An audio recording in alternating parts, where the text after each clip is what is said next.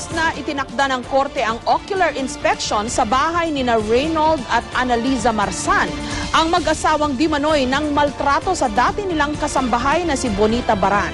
Kahilingan ng mag-asawa na magsagawa ng inspection para raw mapakita na walang katotohanan ang nauna ng pahayag ni Baran na ikinulong di mano siya sa bahay. Pero ayon kay PAO o Public Attorney's Office Chief Persida Acosta, lalo lang daw madidiin dito ang mag-asawang Marzan. Ikinatuwa rin ng kampo ni Baran ang pagbasura ng korte sa kasong indirect contempt na isinampa ng mga Marzan laban sa kanila.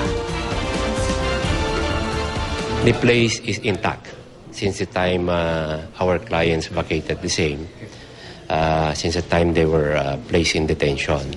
So if there's any changes, for sure the court will readily notice it. Kung may mga pagbabagong ginawa sa bahay, malalaman yun sa pamamagitan ng pagkapakapa ni Bonita kung may bago o wala.